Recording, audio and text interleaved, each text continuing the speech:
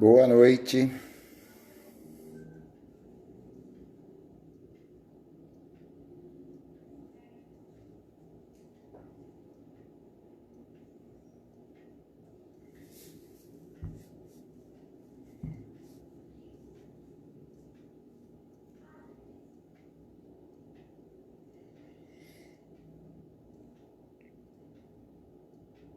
Estamos aguardando.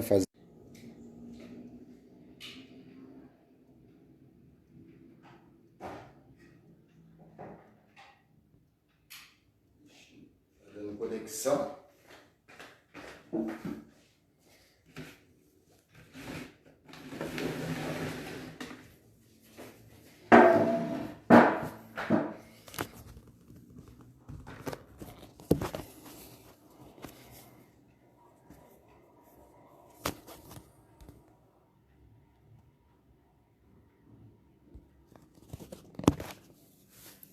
Boa noite a todos.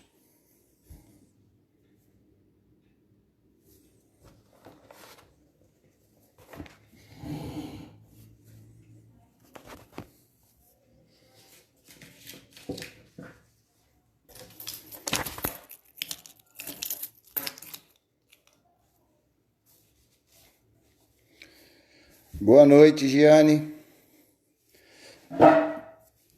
Boa noite, Patrícia. Sejam bem-vindos.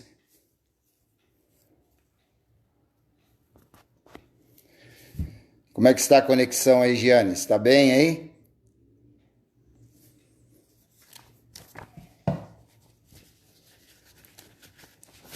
Esse é um tempo que nós passamos para fazer as conexões junto à Casa Maria Amélia, pela qual nós frequentamos. Então, esses 10 minutos antes de iniciarmos é exatamente para fazer essas conexões, estarmos juntamente com o YouTube, o Facebook. Estamos aguardando essas conexões para darmos início à nossa conversa desta noite.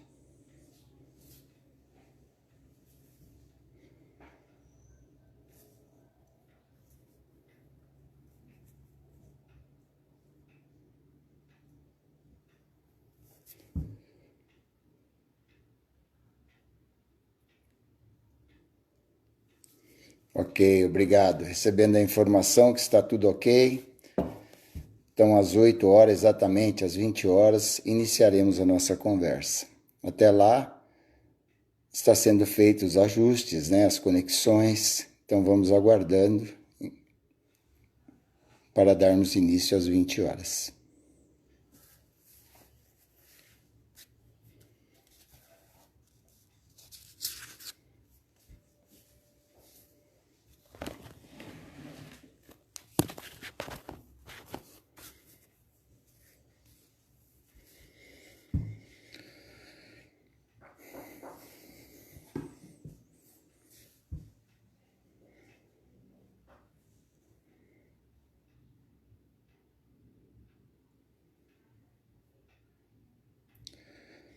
Boa noite, Marlene. Tudo bem? Boa noite, Vera. Às 20 horas nós começamos a falar, tá? Esses minutinhos antes aí é para que seja feita as conexões nos grupos, sobre a casa Maria Amélia, na qual nós frequentamos e a qual está transmitindo.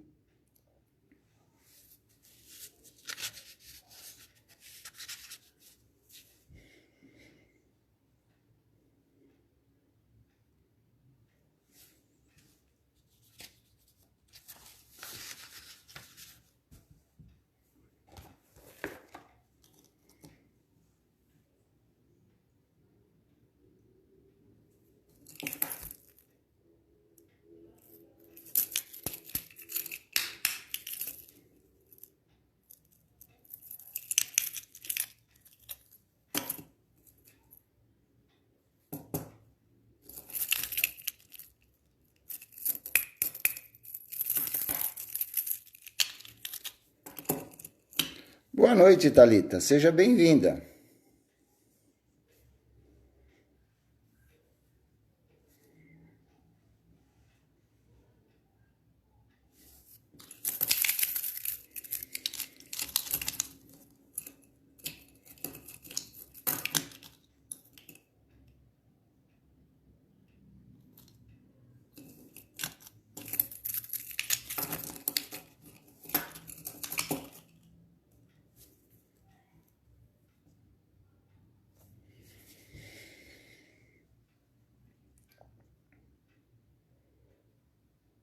Boa noite. Continuamos aguardando. Assim que der às 20 horas, nós daremos início.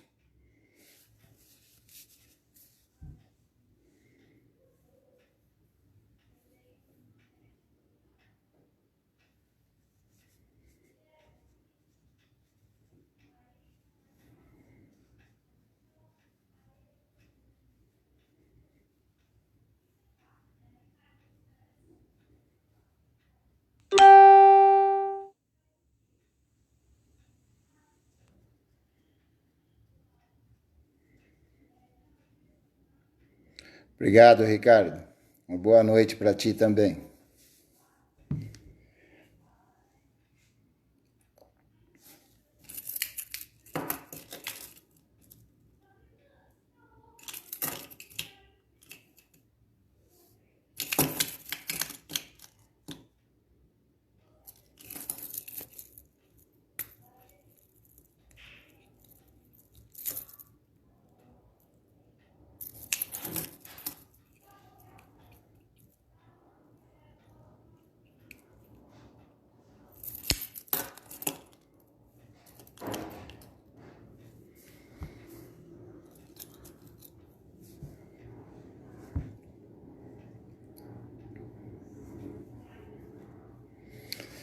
Boa noite, cunhada. Tudo bem?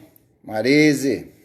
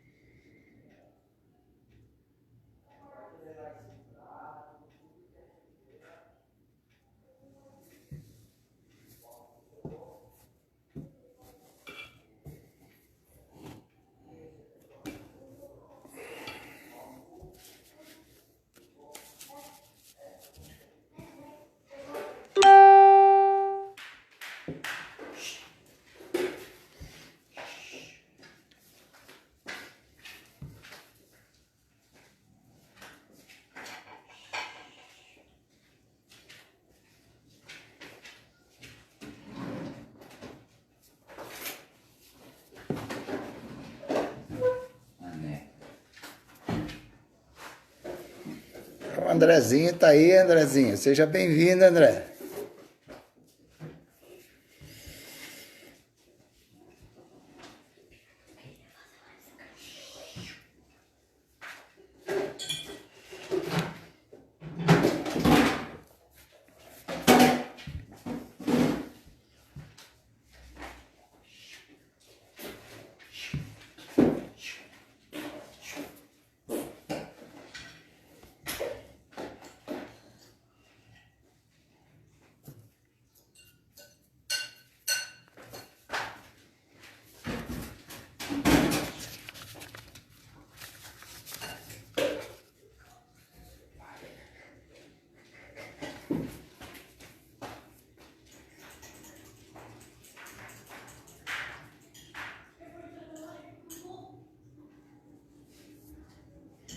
Bom, deu 20 horas, então vamos dar início à nossa conversa desta noite. Uma boa noite a todos, sejam bem-vindos, que possamos estar juntos aí por uma hora mais ou menos.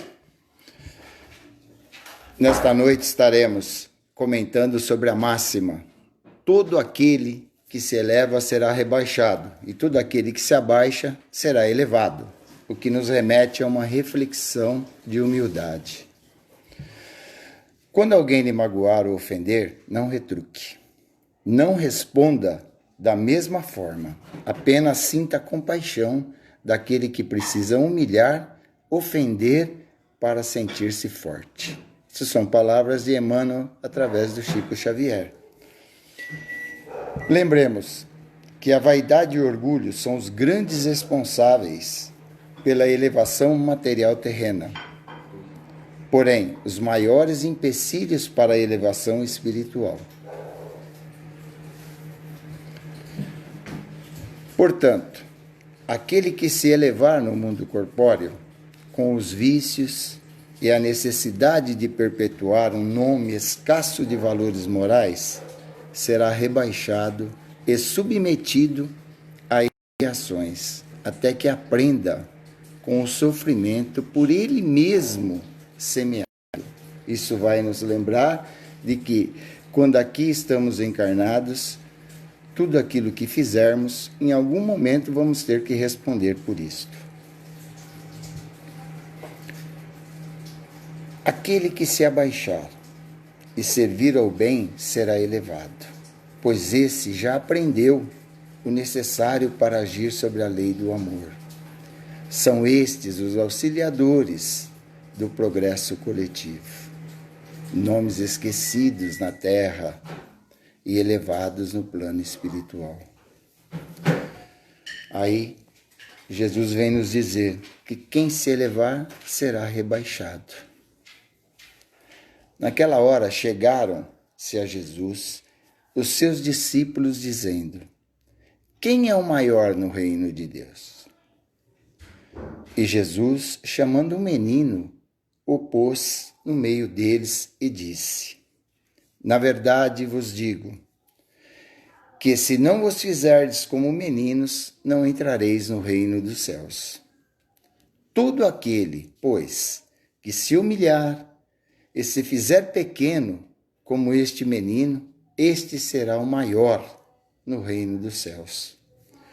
E o que receber em meu nome um menino como este, a mim me recebe. Ao colocar um menino como modelo a ser seguido, o que Jesus vem fazer com que nós reflitamos? Jesus vem exaltar a simplicidade e a humildade das crianças, de uma maneira geral. Na facilidade com que elas brigam, na facilidade com que elas se reconciliam. Quem tem criança pequena, quem convive com as crianças, sabe muito bem disto.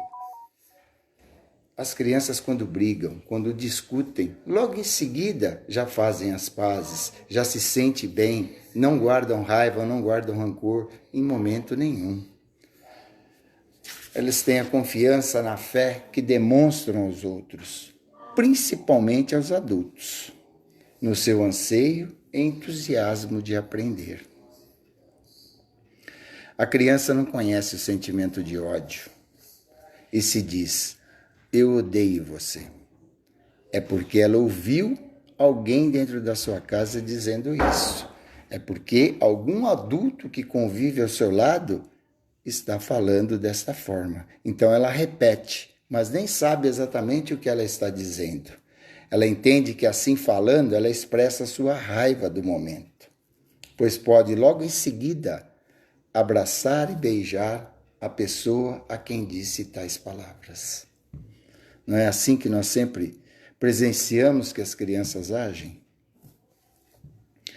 O Espiritismo vem nos ensinar que todo recém-nascido na Terra traz todo um cabedal de experiências e aprendizado de inúmeras encarnações já vividas.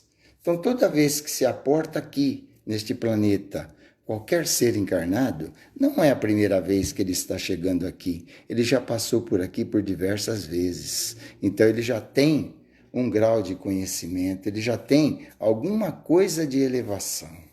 Então, a cada vez que ele retorna para se aprimorar, para se melhorar e, quem sabe, chegar um degrau acima.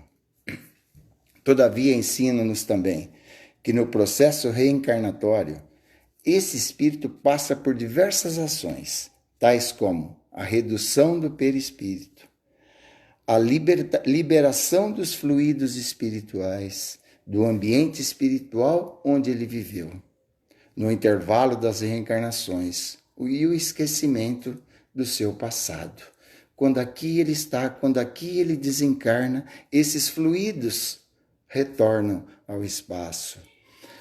E no intervalo destas reencarnações, dessas idas e vindas, a cada vez que retorna aqui, ele acaba esquecendo de tudo, que Deus nos permite esse esquecimento, para que nós possamos ter uma vida, né, tranquila, até de certa forma. Porque se nós tivéssemos em mente e recordássemos tudo aquilo que nós já passamos em encarnações passadas, imagina como seria a nossa vida nesse momento. Seria bastante dificultosa, né? Então, graças a Deus que nós temos esse esquecimento, fica ao lado.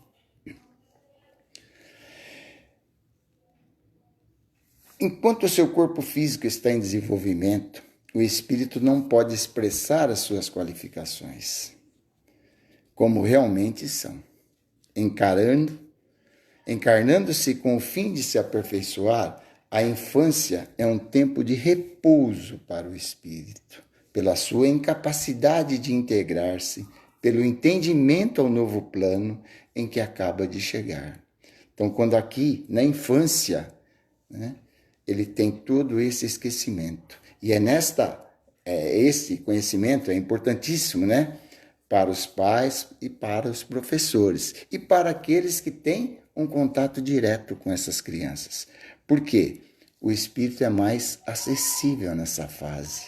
Na fase infantil, nós podemos moldar, nós podemos direcionar esse espírito para o bem, direcionar ele para as coisas boas da vida, para que ele seja uma pessoa melhor nesta encarnação. Então, o compromisso dos pais, quando recebe uma criança, quando recebe um filho, é de estar orientando desde pequenininho, né? Não é o que muitas vezes nós vemos hoje, deixando as crianças fazerem aquilo que bem entendem. E isso está errado, porque é nesta fase que nós devemos colocar pulso firme e mostrar à criança qual é o direcionamento, levá-la e direcioná-la ao bom caminho. Porque é durante esse tempo que as impressões que recebe, que pedem ajuda do adiantamento, para o qual devem contribuir os que estão encarregados da sua educação. Então, veja, é uma responsabilidade muito grande, tanto para os pais, quanto para os tios, para os irmãos, para aqueles que são mais velhos e que convivem com essas crianças, inclusive até os educadores. Todos têm o compromisso e o comprometimento de estar auxiliando esta criança a um desenvolvimento mais prático, um desenvolvimento honesto, justo, em busca da sua felicidade no futuro. Porque é de pequenininho que se torce o pepino, não é isso que nós ouvimos dos nossos avós? Então, é nesta fase que nós devemos realmente fazer com que a criança siga para o bom caminho. Aquele, portanto, que se humilhar e se tornar pequeno, como esta criança, será o maior no reino de Deus, ou no reino dos céus, como disse Jesus. De que maneira poderemos entender esse convite de Jesus?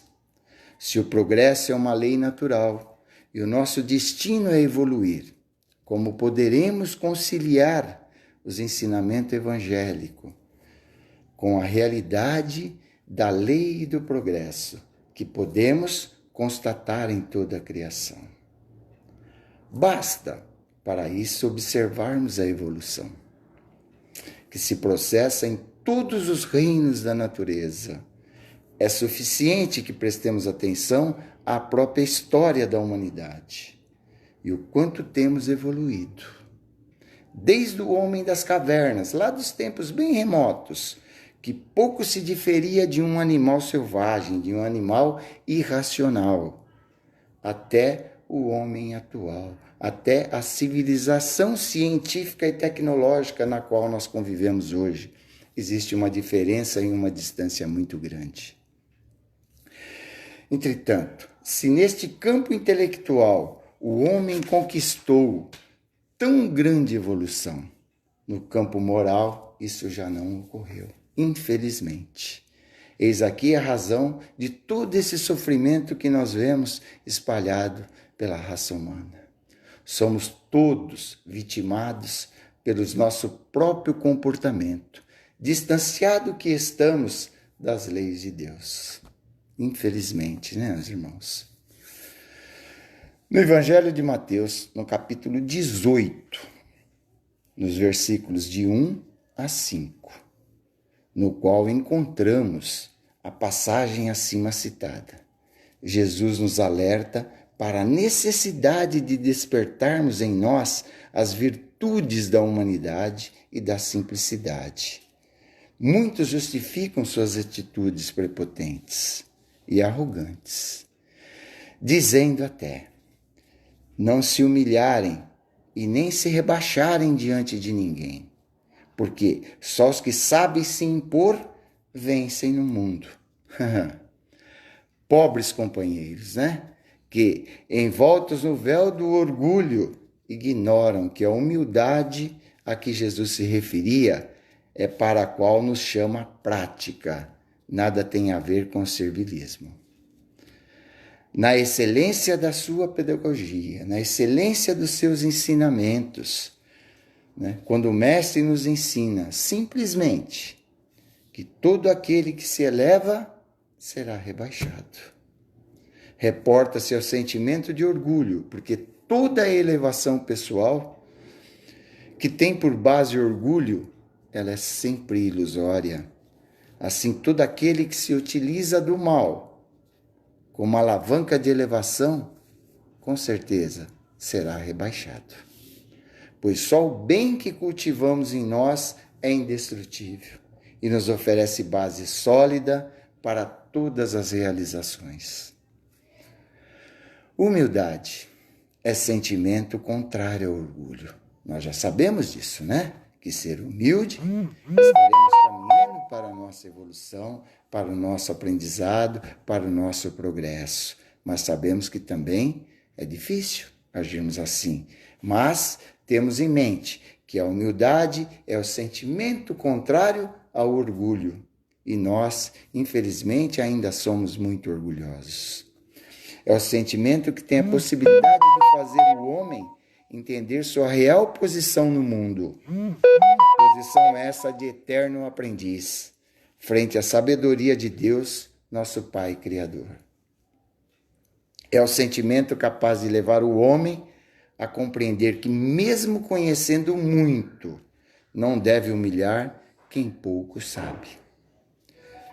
A perceber que, mesmo conhecedor de muitas coisas, outros existem que sabem muito mais do que nós.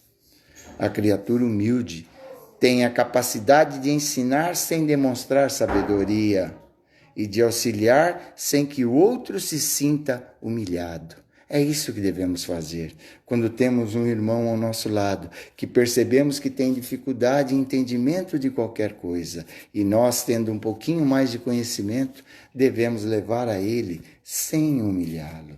Levar a ele esse conhecimento de uma forma bem simples, bem tranquila, sem, em hipótese nenhuma, mostrar o nosso orgulho, mostrar que sabemos mais. Não devemos agir assim nunca. Simplesmente devemos estar no mesmo nível que ele, nos colocando na mesma situação. A vida em sociedade que nós vivemos hoje, da maneira que nós vivemos, ela estimula a competição. Não é isso que nós vemos? Em qualquer campo, em qualquer área, seja no trabalho, seja na diversão, seja em qualquer lugar, ela está sempre sendo estimulada para a competição. Mas longe de ser uma competição saudável. Ela tem levado as criaturas a perderem o bom senso, a razão e a se comportarem como se vivessem não entre companheiros, mas entre adversários. Não é isso que a gente costuma ver constantemente ao nosso redor? Se pegarmos o nosso local de trabalho, nossos colegas, às vezes, querem subir de posto e tudo fazem através desta chamada competição. Nas situações comuns da vida, julgam ter vencido na maioria das vezes os que fazem uso da esperteza, no sentido pejorativo do termo, esquecidos de todas as posições são transitórias e que mais cedo ou mais tarde acabarão rebaixados de suas posições, por não possuírem a base sólida do amor. Podemos lembrar, irmão, às vezes estamos num comércio comprando alguma coisa. Ao pagarmos, quando recebemos o troco, percebemos que veio uma moeda a mais, percebemos que veio um valor a mais do que aquilo que nós pagamos. Às vezes pagamos com uma nota de R$20 e recebemos um troco de 50. Quantas vezes muitos de nós não ficamos quietos, não guardamos o dinheiro e não saímos sorrateiramente? Enquanto que o correto seria o quê? Alertar o indivíduo que cometeu o erro, devolver o que estava errado, conversar, acertar. Este seria a melhor solução. Mas nós observamos que muitos ainda agem desta forma, né? Infelizmente. São como construções na areia da ilusão, material que o tempo vai se desfazer, mas que ficarão gravadas na consciência de espírito imortal. Em algum momento responderás por tudo isto, reclamando por reajuste. E esse reajuste vai ocorrer, ou seja nesta, ou seja na próxima, mas que ele ocorre, sempre ocorrerá, que é a chamada lei da ação e reação. Tudo aquilo que aqui plantares, aqui colherás, da forma que semeares. Enquanto o orgulho for uma alavanca para nos elevar, seremos rebaixados, por deixá-lo nos conduzir a uma suposta elevação sobre o nosso próximo. A nossa vitória só será real quando conquistarmos a elevação sobre nós mesmos, na consciência daquele que diz: hoje eu cresci em conhecimento, hoje eu sou melhor do que fui ontem, hoje eu sou mais paciente, hoje eu tenho mais coragem moral, sou mais prudente, sou mais calmo, hoje eu cresci nos meus valores afetivos, nas minhas qualidades. É isso que nós devemos refletir toda noite ao dormir, ao deitarmos antes de dormir. Será que meu dia foi proveitoso? Será que todos os meus atos e minhas ações nesse dia foram em benefício do meu próximo? Será que eu não prejudiquei ninguém? Aí é hora de nós reavaliarmos nossos valores e percebermos se não agimos com orgulho durante o dia. E se percebemos que falhamos em alguma coisa, procurarmos nos corrigir para na próxima oportunidade não sofrermos os erros. A elevação que tem por base o amor.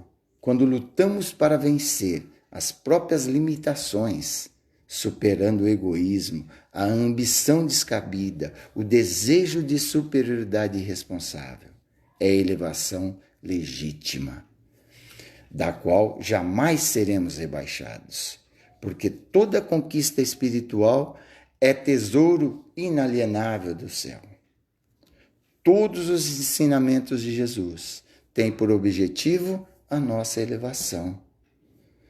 Tem por objetivo que subamos moralmente e espiritualmente, que tenhamos uma elevação espiritual, visando a nossa felicidade, a nossa liberdade, e nos conduzindo a uma vida renovada, uma vida de mais alegrias. Posto isso, podemos destacar 3 momentos da vida comum de Jesus, no convívio com seus discípulos, que encontramos em O Evangelho segundo o Espiritismo, no capítulo 7, nos itens de 3 a 6, quando ele aproveita para nos ensinar a humildade. Nós vamos falar isso em 3 momentos, né? No primeiro momento, como nós já falamos no início da nossa conversa, seus discípulos lhe perguntam: quem é o maior no reino dos céus? E Jesus, chamando entre eles um menino, diz que se não se tornassem como aquele menino, não poderiam entrar no reino dos céus. Aponta a criança como símbolo da inocência e da pureza. O reino dos céus está dentro de nós. É um estado de espírito em que a criatura, que vive em harmonia com as leis de Deus, sente uma alegria íntima, uma felicidade que a nossa linguagem é incapaz de traduzir. Assim, liberta-se dos ensinamentos inferiores e reflete a pureza que tem em seu coração. Num segundo momento, a mãe de 2 de seus apóstolos, a mãe de Tiago e João, pede a Jesus para que seus filhos se assentem, um à sua direita e outro à sua esquerda, no reino dos céus. Ou seja, ela pediu a Jesus que desse poder a seus filhos. E Jesus, com toda a sua simplicidade, toda a sua sabedoria, toda a sua majestude, responde: não sabeis o que pedis, mulher? Podeis vós beber o cálice que hei de beber? Jesus, por compaixão e amor à humanidade, havia assumido entre nós uma missão de grande sacrifício que o levaria ao martírio da crucificação. E aquela mãe amorosa não sabia o que estava pedindo para seus filhos. O que ela estava pensando? Orgulho. Queria que eles fossem os maiores. E não é desta forma que nós conquistamos um lugar. Nós conquistamos através das nossas ações, dos nossos atos, do nosso bem viver. Desta passagem do Evangelho nós podemos extrair ainda uma outra grande lição. Quantas vezes almejamos situações de superioridade, julgando-as como um grande bem, e nos aborrecemos por não conquistarmos aquilo que desejávamos. Quantas vezes nós não solicitamos, nós não pedimos, nós não imploramos para que algo aconteça a nós. Rezamos, oramos, fazemos promessas até, né? Existem algumas situações, né, em alguns segmentos religiosos que fazem promessas para conseguir aquilo que almejam e aí não conseguem. Então, né? Mas será que estávamos preparados para assumir uma posição superior? Estávamos preparados para assumir aquilo que estávamos pedindo? Será que tínhamos preparação para isso? Quantas vezes em prece, quantas vezes oramos e pedimos a Deus a realização de algo que queremos e queremos muito, como não havemos o nosso desejo se realizar. Imaginamos que sequer fomos escutados, né? Acreditamos que nossos pedidos não são ouvidos, que não merecemos, né? Que ninguém nos ouve, que não somos atendidos. Quando, na verdade, o não atendimento à nossa solicitação é justamente o contrário. É o socorro da providência divina em nosso benefício, evitando consequências que não poderíamos suportar. Quando os discípulos pedem esclarecimento ao Mestre, Jesus acerca de suas dúvidas. Ele explica que aquele que vem para servir, que é humilde e simples de coração, que reconhece a sabedoria do Pai Criador, que não se vangloria e nem exige homenagens na terra, mas que trabalha no silêncio da sua consciência, em benefício do próximo, que aguarda a recompensa do céu e não dos homens. Este será grande no céu, porque se fez pequeno na terra. Então não adianta sermos orgulhosos, queremos a tudo fazer, queremos ser superior a tudo. Ah, eu sou professor, eu sei tudo, quem manda sou eu sou o dono, eu sou o proprietário, eu sou o chefe, eu sou o gerente, quem dá as ordens sou eu sou o presidente da casa, aqui vocês têm que fazer o que eu mandar, o que eu determinar. Em hipótese nenhuma, isso é simplesmente orgulho, vaidade pura. Não é desta forma. Nós devemos agir dentro da humildade, dentro do carinho, dentro da compreensão com todos aqueles que estão ao nosso redor, entendendo e se colocando na posição de cada um.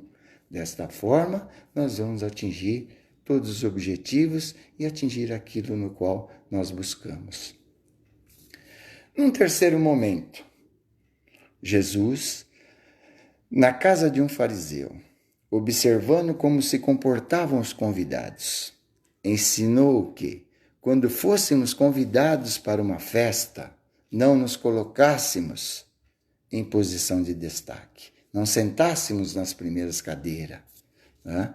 Tomando assento entre os primeiros lugares, para que, ao chegar um outro convidado, mais considerado, mais querido, mais próximo do proprietário, do dono da casa, né, do anfitrião, ele necessitasse nos pedir para ceder o nosso lugar a ele, tendo que nos assentarmos nos últimos lugares.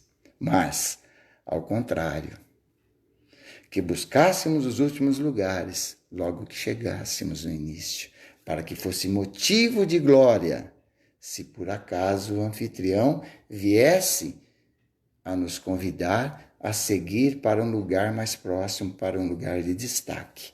Aí sim, nos sentiríamos bem agraciados.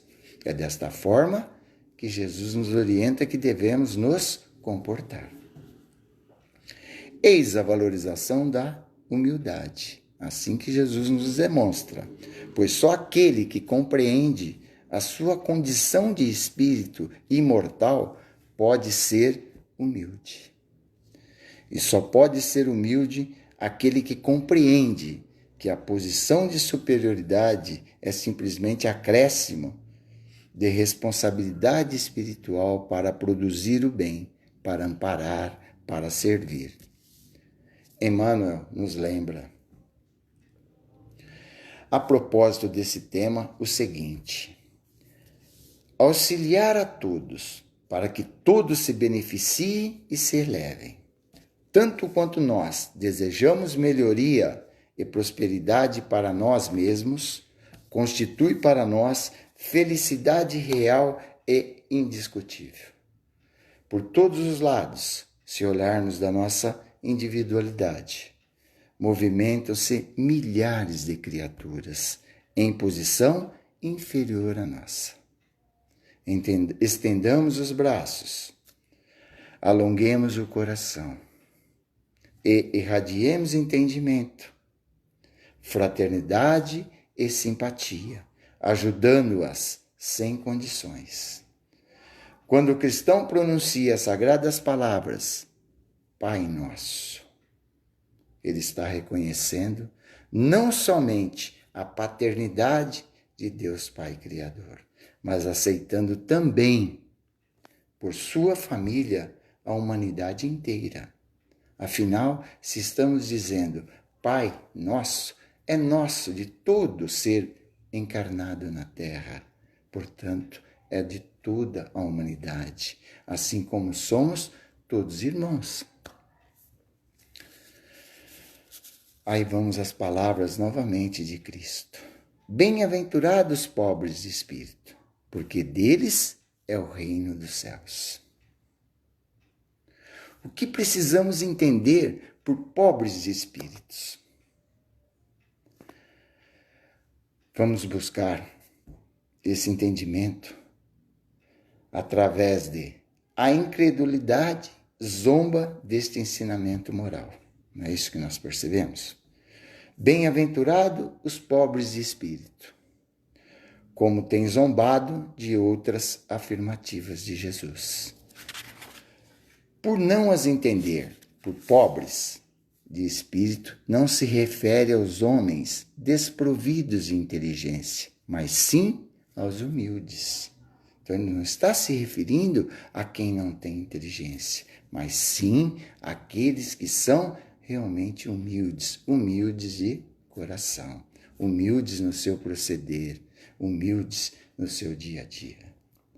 Ele nos afirma que é deles o reino dos céus, e não dos orgulhosos. Os homens de ciência e de cultura, segundo o mundo, geralmente têm uma opinião tão elevada de si mesmos e de sua superioridade que olham as coisas divinas como desprezíveis para merecer qualquer minúcia de sua atenção. Não tem valor nenhuma, porque eles são superpoderosos, são super inteligentes, né? São cientistas. preocupado somente com eles mesmos, em suas vaidades.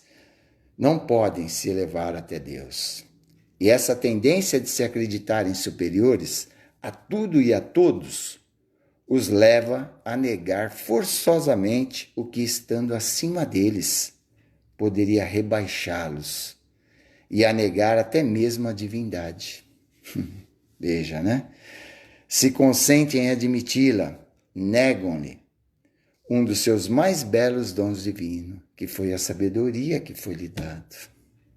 Sua ação providencial sobre as coisas deste mundo, convencidos de que só eles já bastam para governá-lo. Vejam a prepotência. Consideram sua inteligência como se fosse a medida da inteligência universal, julgando-se aptos a entender tudo. Não creem na possibilidade daquilo que não entendem. E quando opinam sobre alguma coisa, consideram seus julgamentos como definitivos e inapeláveis, ou seja, indiscutíveis, pois eles são soberanos, sabem tudo, não existe nada acima deles, de acordo com o seu modo de entender. Mas nós sabemos que não é assim que ocorre, né, meus irmãos? Quando eles se recusam a admitir o mundo invisível e um poder extra-humano, não é porque isso esteja acima da sua capacidade de entendimento. Eles até entendem isso, mas porque seu orgulho se revolta contra a ideia de que haja alguma coisa acima da qual não se possam colocar e que os faria descer do seu pedestal. Então, essa inteligência tão absurda que acha que sabem tudo e que são tão poderosos, não aceita em hipótese nenhuma nada daquilo que não seja físico, que eles não possam tocar, nada daquilo que eles não, na verdade, não compreendem.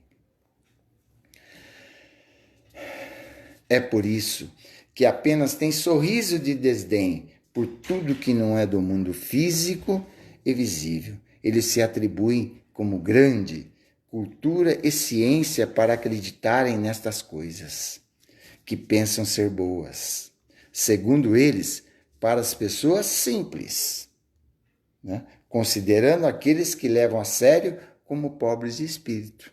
Então, para estas pessoas, somente os chamados pobres de espírito é que têm a fé, que têm a crença, é que acreditam em Deus, é que sabem que após o término desta encarnação terá que responder por todos os seus atos, bons ou ruins. É a sua consciência que estará lhe julgando no final, quando assim daqui partir.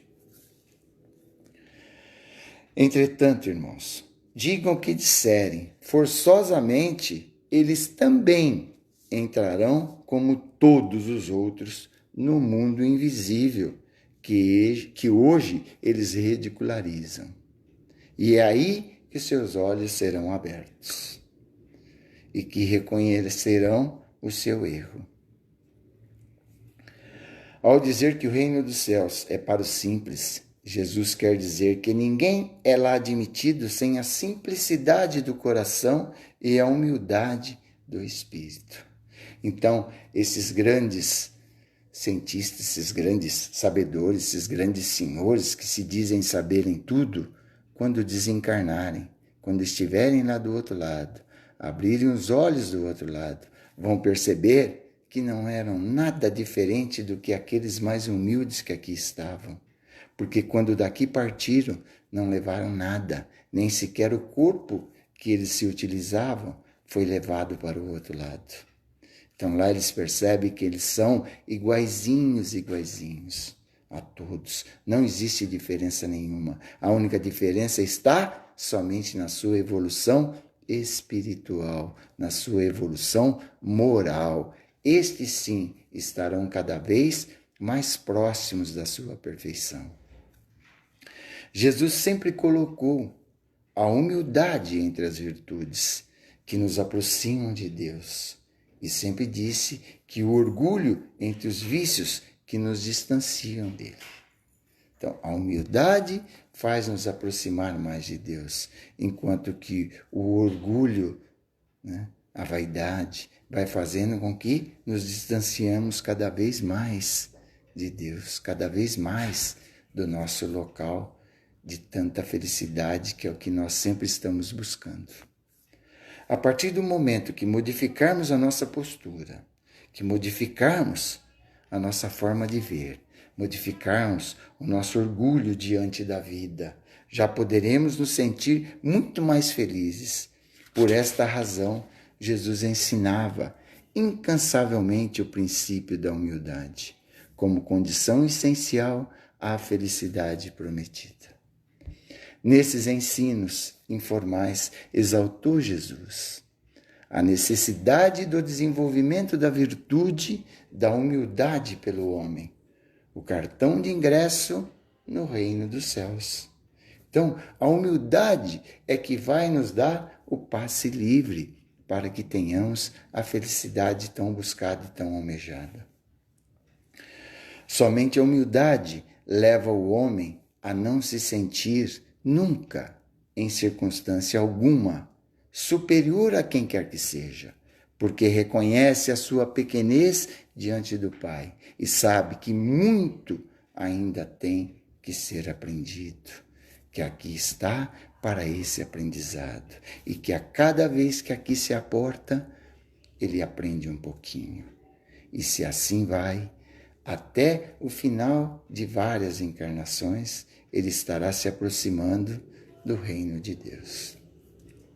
Somente a humildade pode levar o homem a amar o próximo como a si mesmo, de uma forma plena e incondicional, porque somente com ela ele não tem a pretensão à superioridade e à infabilidade. Vê o outro, qualquer um, como um irmão num processo evolutivo, seja ele quem for, igual a ele mesmo. Também sujeito a erros e equívocos. Todos nós que aqui estamos encarnados, estamos sujeitos a muitos erros e muitos equívocos. Lembrando que estamos num planeta de provas e expiações. E se aqui estamos sendo testados, estamos sendo provados. Nessa sua maneira de ensinar,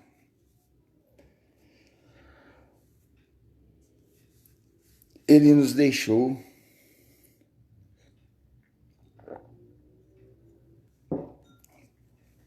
a norma mais perfeita do ensino, ou seja, o que se quer ensinar. O ensino que mais toca as pessoas de qualquer idade é o exemplo sincero e natural. Não adianta nós falarmos se nós não executarmos. Não adianta somente sair da boca para fora. Nós temos que exemplificar tudo isso que dizemos. É somente desta forma que estamos provando que realmente entendemos tudo. Como sabemos, Jesus nada escreveu e o seu método de ensino era informal, aproveitando as situações e as conversas, as perguntas do momento para explicar as leis divinas. Toda oportunidade ele estava pronto a explanar um ensinamento condizente com aquele momento. Suas parábolas, suas histórias simples, tiradas do cotidiano, dos usos e costumes da época, porque sabia Jesus, o mestre maior, que seus ensinos deveriam ser guardados na memória de seus discípulos, para permanecerem e serem divulgados, quando ele já não estivesse mais aqui. E isso há 2000 anos atrás, e até os dias de hoje, nós ainda não conseguimos seguir corretamente esses ensinos que ele nos deixou. Ainda estamos, em muitos casos, gatinhando para esses ensinamentos. Tudo isso que estamos estudando, percebemos que Jesus não estava ensinando regras de etiqueta aos convidados de uma festa, como nós vimos anterior, ou de um jantar que seja. nem exaltando a vaidade ou a humildade fingida dos convidados. Quis ele ressaltar uma vez mais o valor e a necessidade da humildade para alcançar-se o reino dos céus. O ponto principal deste ensino está na última frase. Porque todo que se exalta será humilhado, e todo que se humilha será exaltado. Quem se exalta, quem se põe em evidência, quem se julga melhor ou superior a outros, quem se vangloria, em algum momento será humilhado, ou seja, desacreditado, menosprezado, rebaixado, tratado com total indiferença. Onde e quando, no seu viver em mundos inferiores como a Terra, sofrendo as constrições destes mundos, enquanto não desenvolver as qualificações nobres que abrirão as portas dos reinos dos céus. Não há tribunais, não há julgamento fora da consciência de cada um, que coloca o seu lugar exato na sua condição espiritual. Quando nós daqui partirmos, do outro lado, é a nossa consciência que irá nos lembrar de como agimos, de como nos procedemos quando aqui estivemos.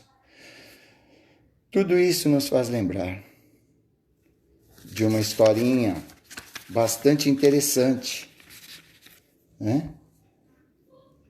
Que fala que o Chico Xavier nos trouxe através de Neio Lúcio, né?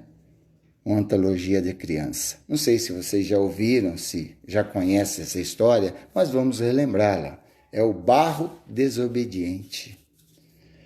Houve um oleiro que chegou, oleiro, aquela pessoa que mexe com o barro, né? Que faz as transformações, né, do barro em peças cerâmicas. Então, esse oleiro chegou ao seu pátio de serviço e reparou com alegria um pequeno bloco de barro. Contemplou-o, elevando em face da cor viva com que se apresentava e falou: Vamos, farei de ti pote de laboratório. O analista alegrar-se-á com o teu concurso valioso. Imensamente surpreendido, porém, notou que o barro retrucava. Oh, não quero. Eu, num laboratório, tolerando precipitações químicas, por favor, não me toques para semelhante fim. O oleiro espantado, né, considerou. Tudo bem. Desejo dar-te então forma por amor, não por ódio. Sofrerás o calor do forno, para que te faças belo e útil. Entretanto, porque te recusas ao que proponho, transformar-te-ei numa caprichosa ânfora, destinada a depósito de perfumes. Oh, nunca, não quero isso, exclamou o barro. Isto não. Estaria exposto ao prazer dos inconscientes. Não estou inclinado a suportar essências através de peregrinações pelos móveis de luxo. Não quero. Do serviço, meditou muito na desobediência da lama orgulhosa, mas, entendendo que tudo devia fazer para não trair a confiança do céu, ponderou. Bem, vou converter-te então num prato honrado e robusto. Comparecerás à mesa do meu lar. Ficarás conosco e serás companheiro de meus filhinhos. Jamais, bradou o barro. Na indisciplina, isto seria pesada humilhação. Transportar arroz cozido e aguentar caldos gordurosos na face, assistir inerne a cenas de glutonaria em tua casa? Não me submetas. O trabalhador dedicado perdoou-lhe a ofensa e acrescentou: Modificaremos então o programa. Ainda mais uma vez. Serás um vaso amigo, em que a límpida água repouse. dentro de ti. Ajudarás aos sedentos que se aproximarem de ti com muita sede. Irão abençoar-te a cooperação. Despertarás o contentamento e a gratidão em muitas criaturas, que estarás saciando a sua sede.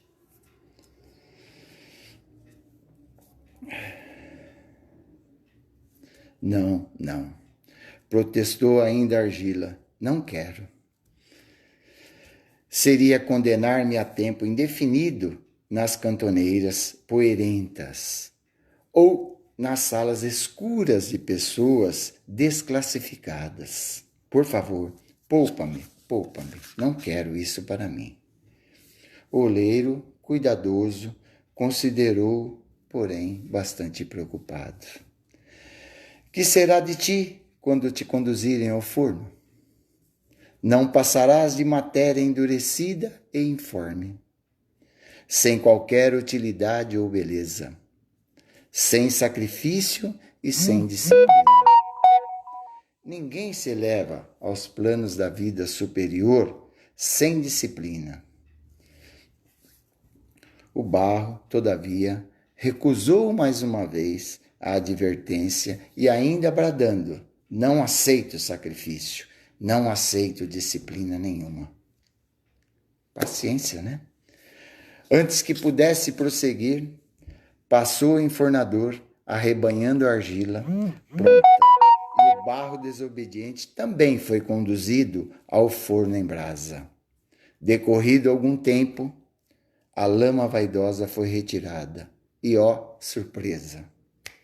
Não era pote de laboratório, nem ânfora de perfume, nem prato de refeição, nem vaso para água, enfim, não era nada, e sim um feio pedaço de terra requeimada e morta, sem qualquer significação, sendo imediatamente atirada ao pântano. Não tinha utilidade nenhuma. Vamos refletir um pouquinho sobre essa história do barro, né, meus irmãos? Pensamos um pouco e reflitamos um pouquinho sobre tudo isso.